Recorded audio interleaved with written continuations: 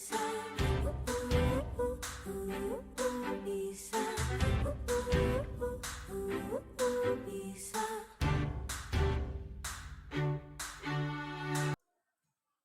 Baik, assalamualaikum warahmatullahi wabarakatuh. Waalaikumsalam warahmatullahi wabarakatuh. Perkenalkan saya Pak, mungkin walaupun sudah kenal, saya sebagai calon guru penggerak angkatan 9 dari SMP Negeri 1 PAUD kita ini. Pertama saya ucapkan banyak terima kasih atas kesempatan pagi hari ini untuk bisa bertatap muka dalam hal wawancara memenuhi tugas saya sebagai calon guru penggerak. Yang pertama saya ucapkan apa kabar Bapak hari ini kira-kira? Alhamdulillah sehat.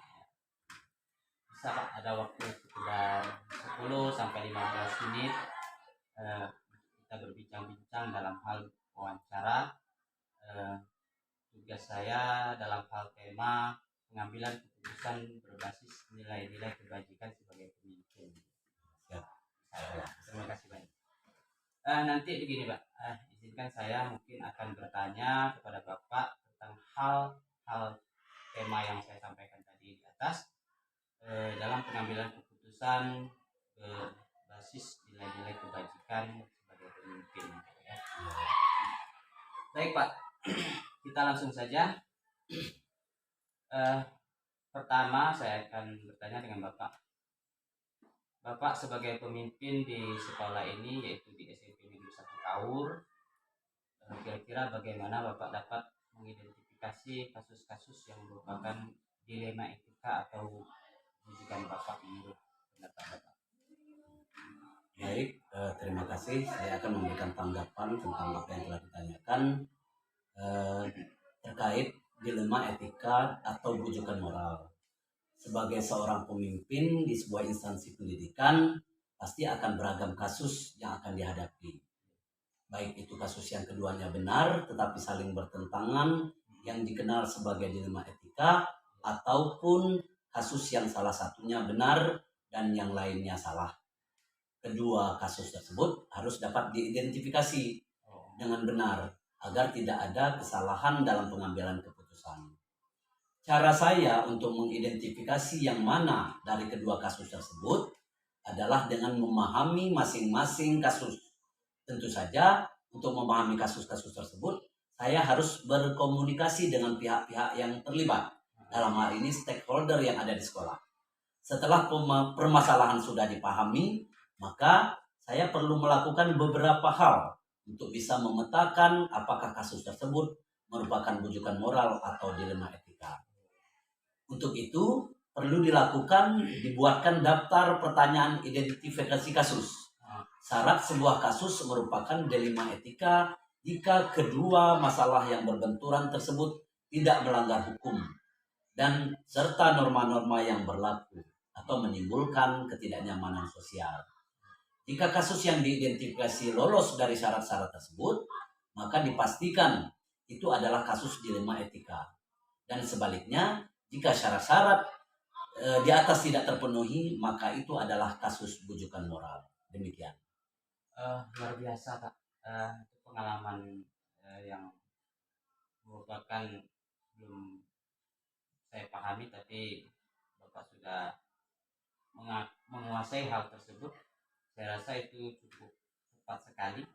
Jadi Bapak saya tangkap kalau dalam mengambil keputusan itu berkolaborasi dengan rekan sejawat atau guru-guru yang lain, kemudian mengidentifikasi setiap kasus-kasus itu, kemudian mempertimbangkan antara benar dan benar dan mengambil kebijakan itu bisa menentukan dilema etika dan atau rujukan moral tadi.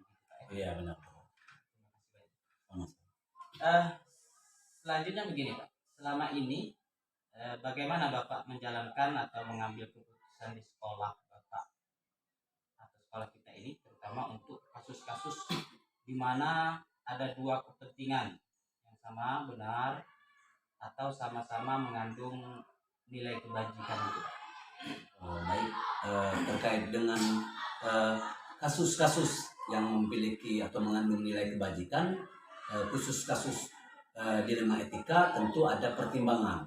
Untuk kasus dilema etika, saya akan mempertimbangkan kedua hal yang sama-sama benar tersebut.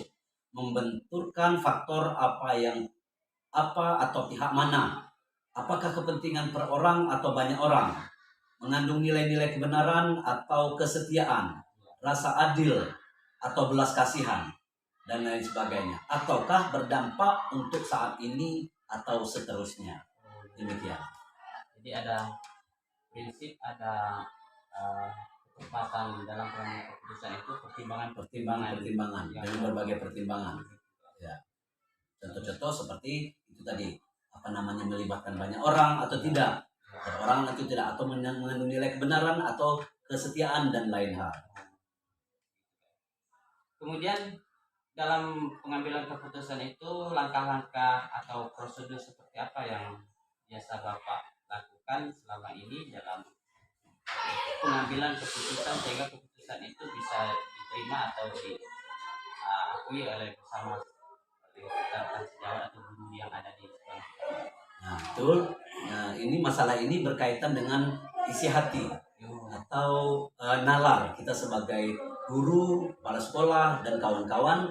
Tentu kita melibatkan suara hati dan nalar tersebut harus sejalan untuk memilih kebenaran yang paling kecil mudaratnya dan besar manfaatnya. Dengan mempertimbangkan kepentingan peserta didik, tentunya jika kasus itu berhubungan dengan peserta didik. Berdasarkan pada prinsip berpikir berbasis hasil akhir, berpikir berbasis peraturan, dan berpikir berbasis rasa peduli, tahap berikutnya lakukan investigasi dengan memeriksa kembali fakta-fakta yang ada dan menemukan peluang. Lalu kita membuat keputusan. Keputusan ditinjau kembali hingga keyakinan kebenaran itu ada. Dan insya Allah dalam bimbingan Allah, keputusan yang saya ambil nantinya adalah keputusan yang bertanggung jawab karena merupakan keputusan bersama. Demikian. Begitu langkahnya. Jadi harus mempertimbangkan mudarat, manfaat. Kemudian ada langkah-langkahnya tadi saya benar dengar tadi ya Kak. Nah, itu mungkin ada beberapa langkah yang bisa Bapak lakukan dalam hal pengambilan keputusan tersebut. Bagus sekali langkah-langkahnya itu mungkin bisa diterapkan bagi saya sebagai guru CGP ini nanti. Banyak hal yang perlu saya tangkap, saya pelajari dari cara Bapak mengambil langkah-langkah atau prosedur pengambilan keputusan itu tadi. Ya. Berikutnya juga hal-hal apa saja yang selama ini terkadang menjadi tantangan dalam pengambilan keputusan pada kasus-kasus dilema etika atau kasus yang terjadi di sekolah kita ini. Nah ini dalam berbagai kasus ini tentunya kita tidak lepas dari kebijaksanaan kita sebagai guru dan stakeholder lainnya. Kita tidak melepaskan kebijaksanaan terhadap permasalahan. Dalam kasus pengambilan keputusan dengan dilema etika, hal efektif yang perlu dilakukan adalah dengan menyederhanakan pokok permasalahan yang ada dan tentu membangun kebijaksanaan. Jadi kebijaksanaan perlu dipertimbangkan, kemudian penyederhanaan akan menyederhanakan dari pokok permasalahan yang ada. Bisa diambil mana yang utama. Ya. Akhirnya nanti bisa diputuskan secara bersama. Apakah Bapak memiliki sebuah tata kelola atau jadwal tertentu dalam sebuah penyelesaian kasus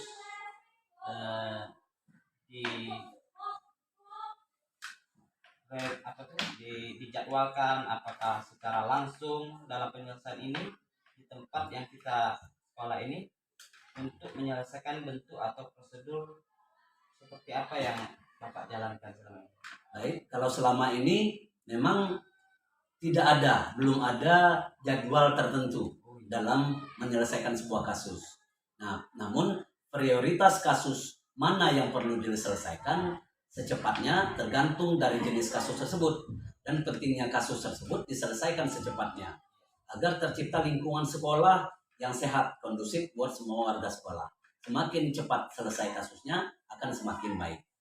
Jadi akan lebih baik. Walaupun tanpa jadwal tertentu kasusnya kita memprioritaskan mana kasus yang perlu diselesaikan lebih cepat, mana yang akan menyusul berikutnya.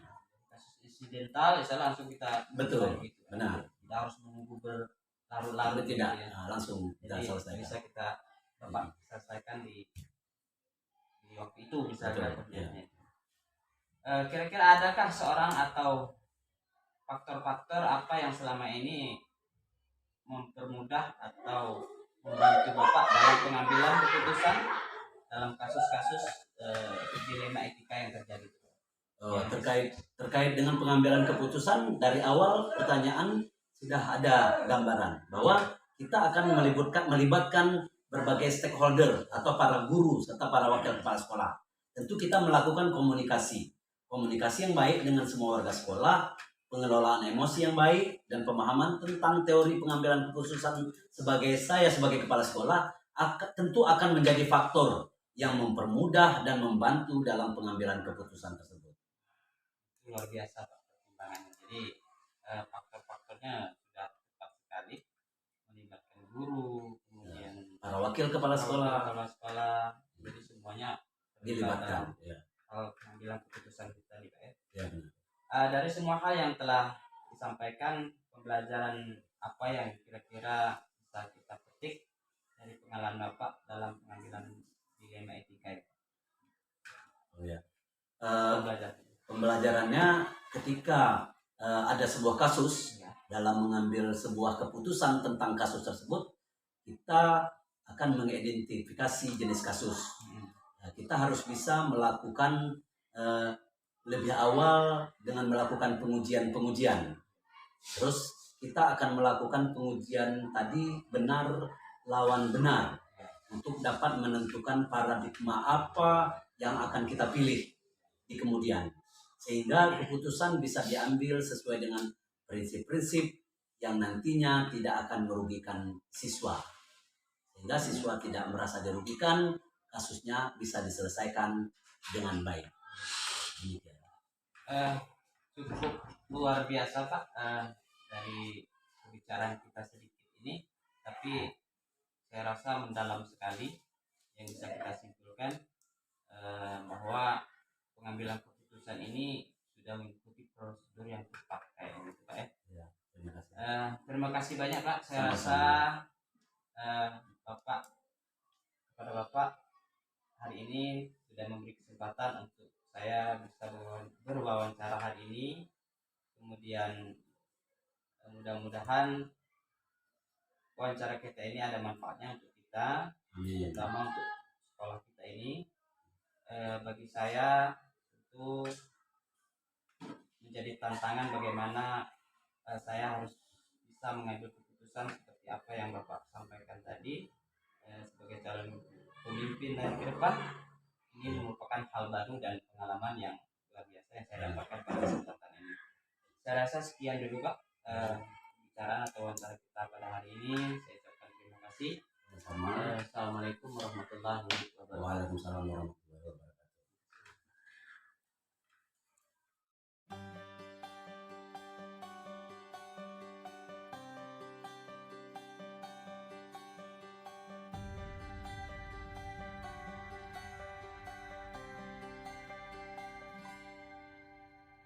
Andaikan aku bisa melayang jauh, berteman langit lepas.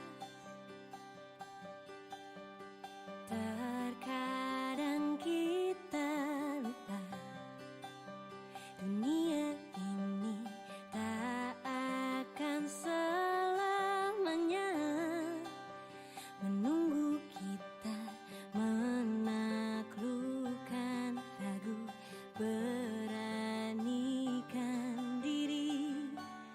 Kan ku kejar mimpi dan ku terbang tinggi, tak ada kata tidak, ku pasti bisa. Kan ku coba lagi, ditemani pagi, tak ada yang tak mungkin, ku pasti bisa. Ku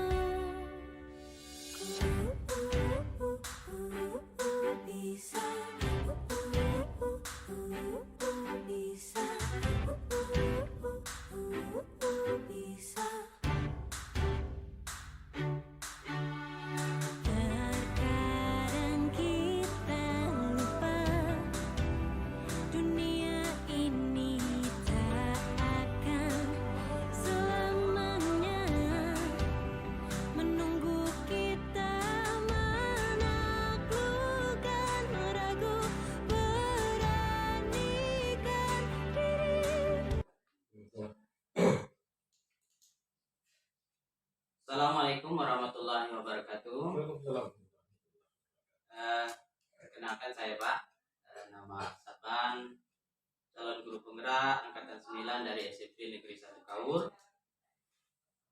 Baik Bapak, apa kabar hari ini kira-kira? Alhamdulillah baik, dari awal minggu ini ya, semangat. Mudah-mudahan kita sama-sama dalam keadaan sehat semua ya Pak. Amin. Yang pertama saya mengucapkan tentunya banyak terima kasih atas kesempatan waktu untuk mengizinkan saya mewawancarai Bapak dalam rangka memenuhi tugas saya pada modul 3.1 dalam tema pengambilan keputusan berbasis nilai-nilai kebajikan sebagai pemimpin. Izinkan saya nanti Pak akan bertanya beberapa hal tentang tema kita yang di atas tadi, ini pengambilan keputusan berbasis nilai-nilai kebajikan sebagai pemimpin gitu. Kita mulai saja Pak. Baik, Bapak memimpin di sekolah ini yakni SMA 10 Pentagon Kabupaten Kaur. Menurut Bapak bagaimana mengidentifikasi kasus-kasus yang merupakan dilema etika atau rujukan moral yang Bapak pernah alami? Ya, setiap pengambilan keputusan di zaman now ini selalu muncul seperti itu, antara norma etika yang harus dijalankan, tapi ada nanti unsur-unsur X yang seperti rujukan moral dan segala macamnya itu. Maka ketika itu terjadi, sebagai seorang pemimpin itu saya harus mempunyai alat ukur. Alat ukur itulah tujuan. Ada dua hal. Hal yang pertama, sebagai seorang muslim nanti saya akan diminta pertanggungjawaban apakah saya bisa berlaku adil. Bukan bijak yang ditanya, jadi adil dulu. Maka pengambil keputusan yang seperti tadi saya dekatkan kepada keadilan, bukan kebijakan. Kebijakan mungkin setelah itu. Yang kedua, di dalam kehidupan yang disebut dengan normatif itu, saya akan melihat mana yang besar manfaatnya dibandingkan dengan mudaratnya. Dengan disampaikan dua hal itu, maka dilema etika dengan rujukan moral tadi mesti saya lihat kasus per kasus. Jadi kasusnya apa dulu? Ketika mengambil keputusan dihadapkan kedua hal tadi, ini saya berkeadilan di mana?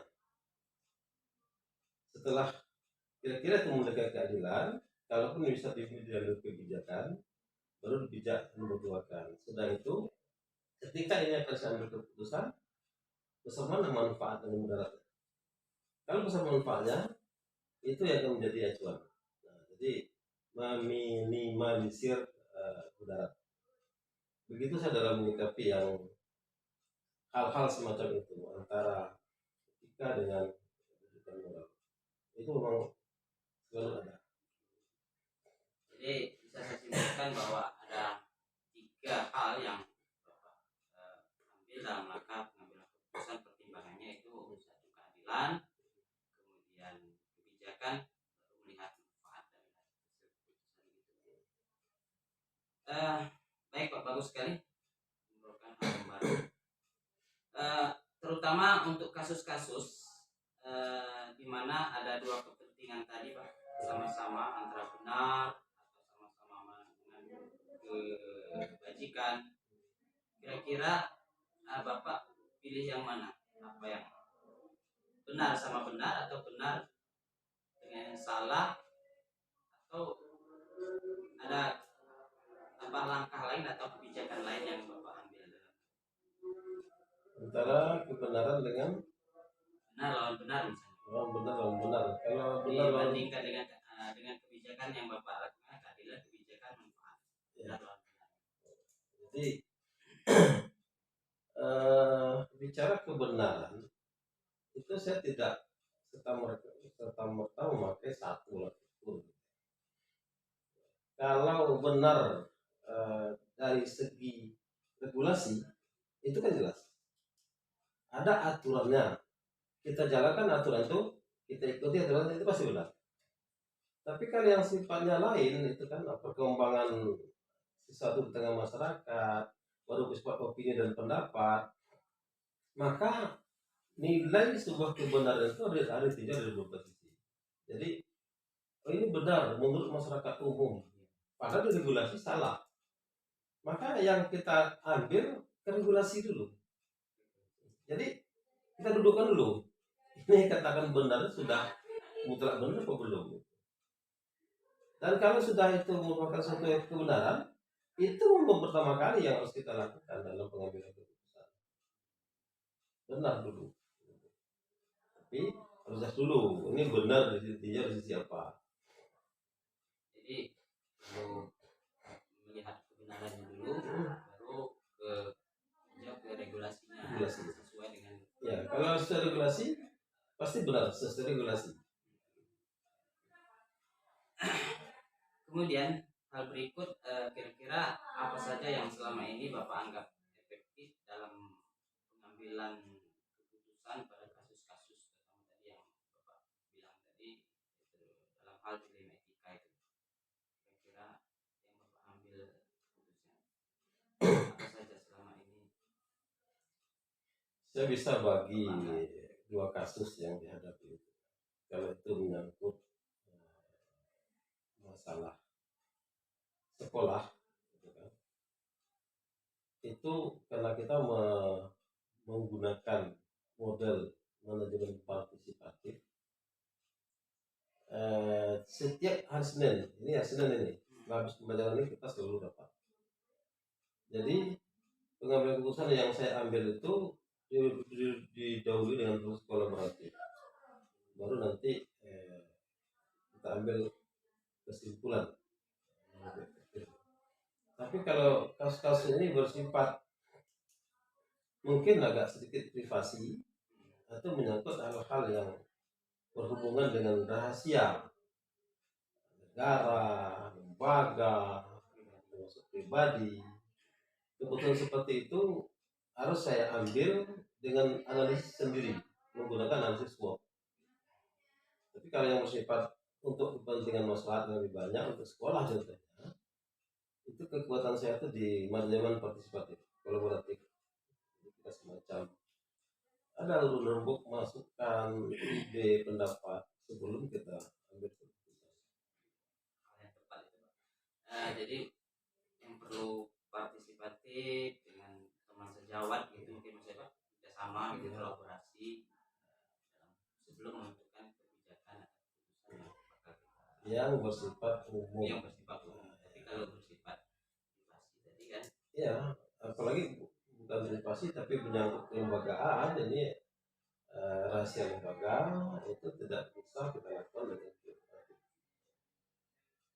menjaga kerahasiaan. Berikutnya Pak, juga hal-hal apa saja kira-kira selama ini merupakan yang menjadi tantangan dengan dalam pengambilan keputusan pada kasus-kasus ini? Tantangannya apa kira-kira yang Bapak hadapi? Di beberapa kasus gitu ya yang terjadi semacam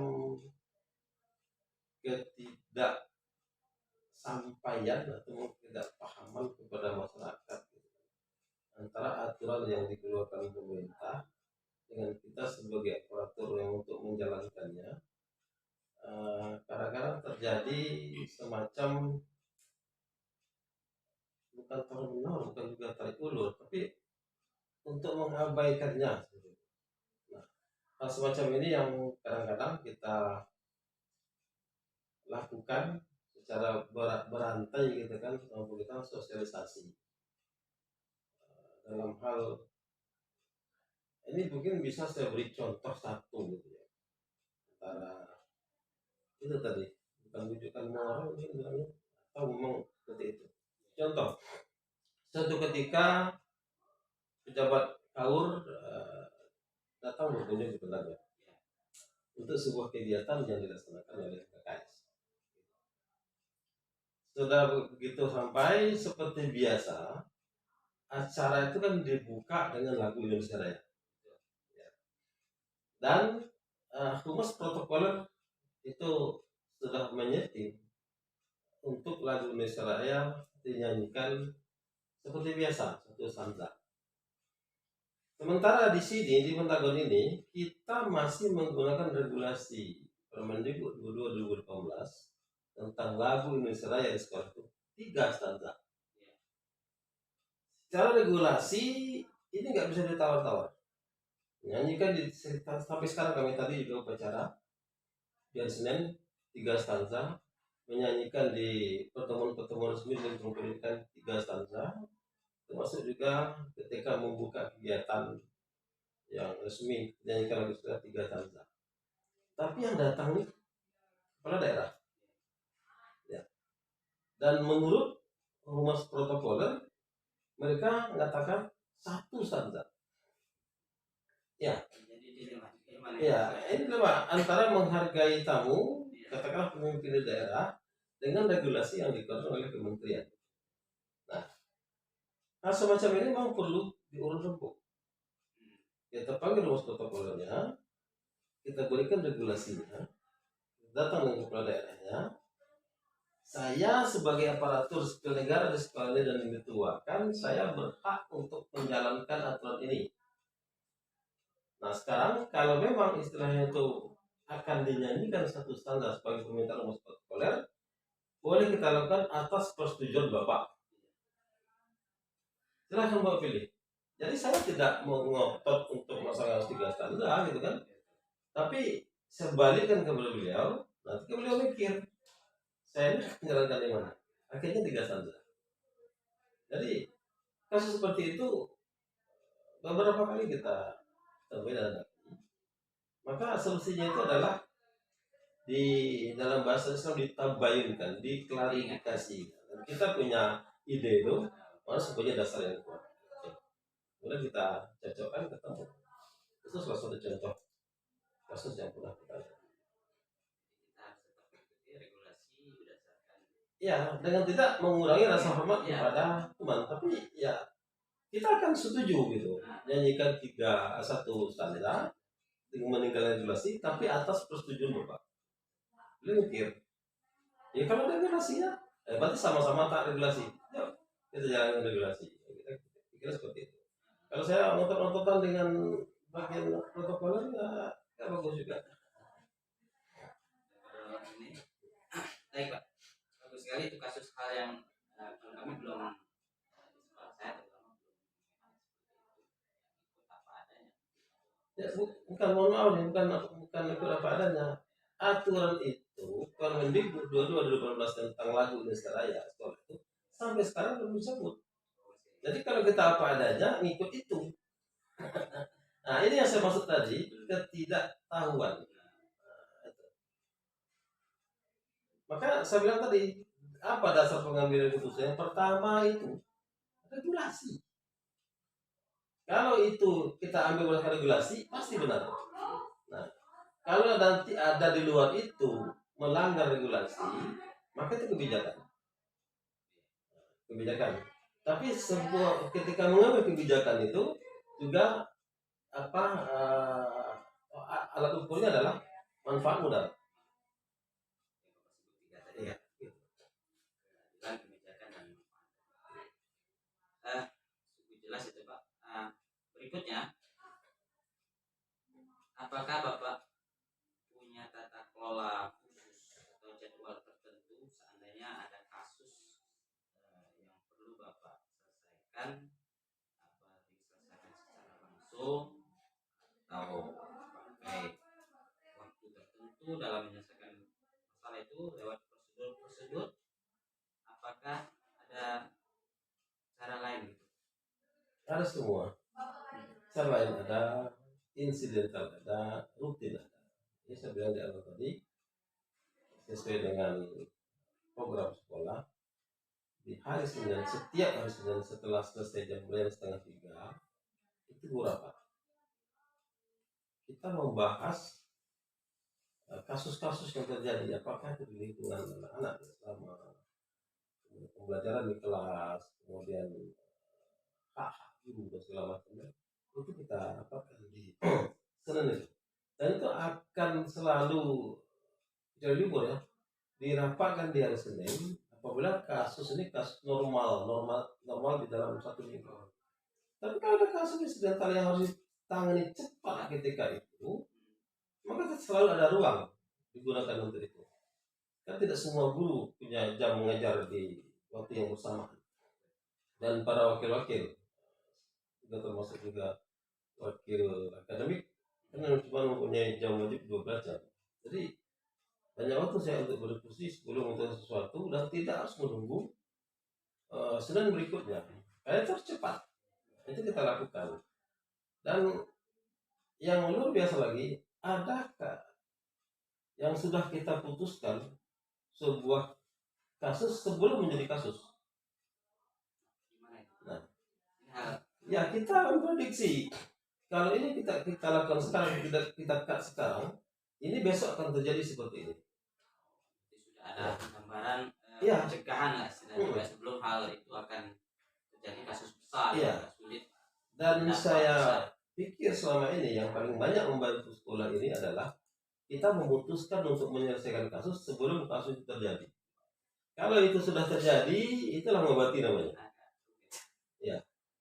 Jadi ada terjadwal sendiri ada, istilah itu insidental kejadian itu langsung diselesaikan ada juga. Jadi prosedurnya begitu. Dan itu kita lakukan berkali-kali dan itu sangat mudah. Kita punya tuh. Jam sekian kita ada yang segera akan kita selesaikan, kumpul di ruang rapat jam sekian. Dan waktu penyelesaiannya tidak lebih dari 30 menit. Maka ketika itu terjadi dijadwalkan seperti itu, ya model diskusi sudah kita bentuk. Kalau cuma 30 menit dengan jumlah guru yang rapat mencapai 20 sampai 30-an, maka mulai brainstorming, ada lain. Kita tidak mungkin diskusi panjang lebar. Brainstorming. Sudah ngomong, kalau sekolah ambil keputusan. Silakan. Berikutnya kira-kira faktor apa yang selama ini yang bisa mempermudah atau membantu Bapak dalam pengambilan keputusan itu, terutama kasus-kasus yang kalau memang kasus itu perlu dikolaborasikan atau dibicarakan secara ini, siapa kira-kira apakah sama rekan sejawat atau ada hak teman lain atau kebijakan lain? Tergantung kasusnya. Karena di SMK ini semua kompetensi sudah saya petakan. Semua keahlian teman-teman itu sudah kita petakan. Guru ini spesialis menyelesaikan masalah anak. Dia punya teknik yang bagus gitu. Dan setelah juga udah penggerak gitu kan. Nah, kasus seperti ini lebih cocok kalau dengan ini berhubungan dengan masyarakat orang tua. Maka saya taruh itu waktu itu, Mas. Ini lebih cocok menangani kalau masalah keuangan. Semua sudah kita petakan, baik yang ASN maupun yang honorer. Ada Iya. bagian kebijakan. Nah, dan kita tahu persis ketika wawancara di awal CV mereka, kita tahu mereka punya keahlian-keahlian di bidang-bidang tertentu. Maka ketika ada suatu masalah kasus, ketika kita akan ambil keputusan, yang sudah kita petakan itu tinggal ini jam sekian kita rapat ini yang hadir si A, si B, si C, si D. Itu yang saya butuhkan. Dan tidak perlu yang lain semua. Nanti setelah keputusan kita beritahu mereka punya data. Ya ini bidangnya memang ini. Jadi hal yang semacam ini saya lakukan berkali-kali. Bahkan hebatnya lagi, tidak ada kepala sekolah di tempat. Saya ulangi, tidak ada kepala sekolah di tempat. Keputusan yang diambil tetap akurat dan sudah berkali-kali. Karena sudah dibagi Ya. sesuai dengan itu saya mulai Ya. Kita sudah kita tahu ketahui keahliannya dari CADL kadang mingguan, bahkan saya melaksanakan ibadah haji itu sampai 25 hari. Ya. Sekolah tetap jalan.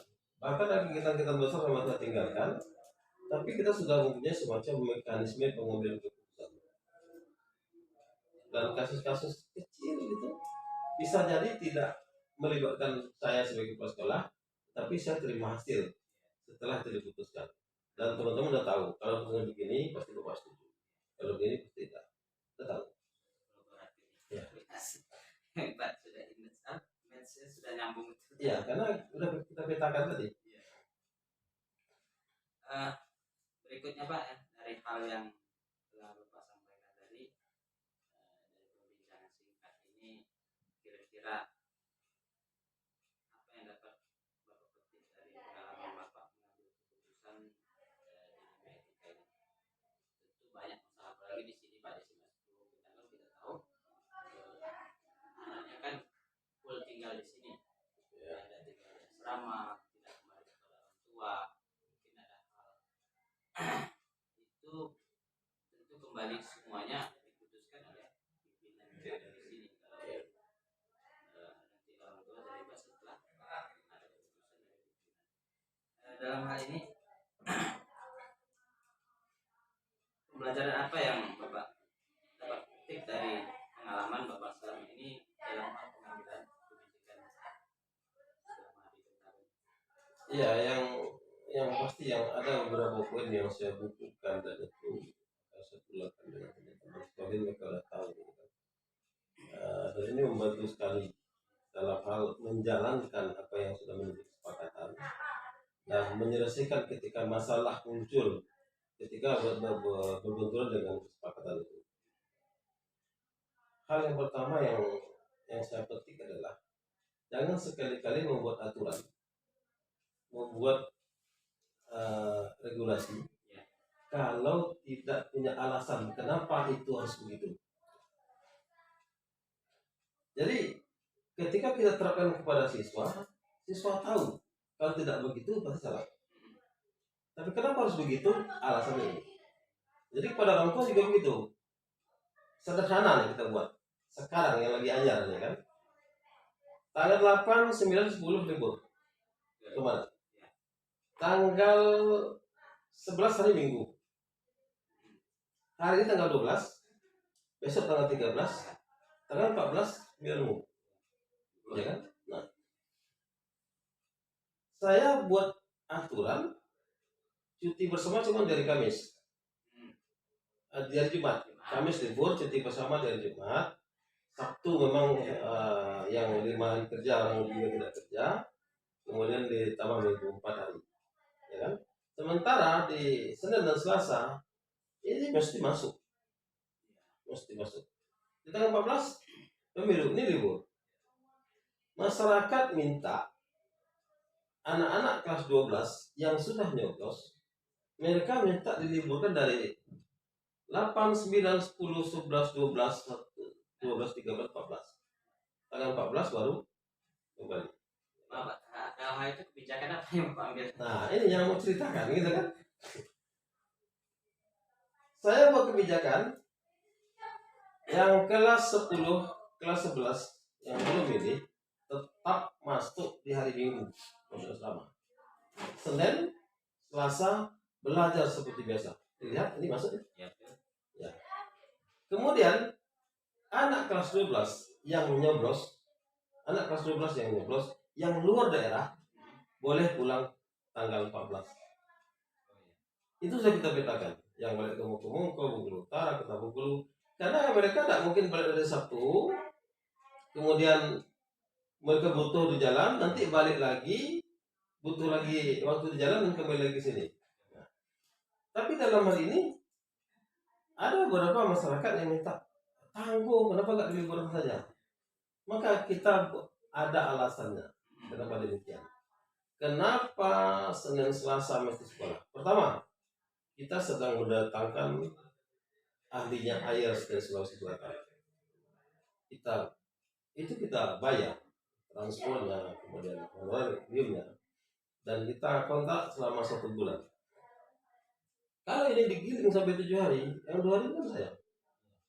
Yang kedua, kita sedang punya volunteer dari Sudan yang bisa berkolaborasi dengan anak. Waktu 2 hari lumayan mereka untuk percepatan bahasa Inggris dan culture exchange gitu kan juga mereka. Jadi antara keinginan masyarakat minta liburkan saja dengan ini sampai hari itu tidak kita lakukan. Kenapa? Pertama menabrak regulasi dan kita tidak dapat izin untuk itu. Tetapi anak yang luar secara logika tidak mungkin juga mesti mengikuti aturan. Mereka butuh aturan keluar daerah. Tetapi alasan yang kita ambil ini bisa diterima. Sayang waktu 2 hari. Kita datangkan orang dari luar daerah untuk mengajar mereka IELTS dan kemudian kita ada volunteer. Pas 1 minggu mereka nganggur. nggak tidak ada. Yang kita ingin sampaikan seperti itu, bahwa setiap keputusan kita ambil ada alasannya, itu bisa diterima. Tapi kalau kita tahu pokoknya begini ya, itu tidak pernah. Nah kalau udah pakai pokoknya begini itu orang nggak boleh, kalaupun melaksanakan terpaksa, tidak muncul dari kesadaran. Ya muncul seperti itu. Jadi setiap keputusan tentu harus diiringi dengan alasan. Harus jelas alasannya, bisa diterima kali. Luar biasa Pak, saya rasa cukup panjang dan hal yang baru, pengalaman baru, dan mungkin ini pelajaran buat saya ke depan sebagai calon pemimpin insya Allah lalu untuk CGP ini. Saya rasa cukup sekian, terima kasih banyak Pak atas wawancara kita hari ini, kesempatan yang diberikan, mudah-mudahan ini bermanfaat sekali buat saya, tentunya merupakan pengalaman baru terutama bagi saya tentang bagaimana tadi saya mendengar Bapak mengambil keputusan baik itu keputusan bersifat dilema etika dengan berbagai macam pertimbangan dan hal yang luar biasa yang tadinya saya tidak terduga kalau seperti ini. Luar biasa, jadi pelajaran buat saya. Saya rasa sekian Pak, terima kasih atas wawancara ini.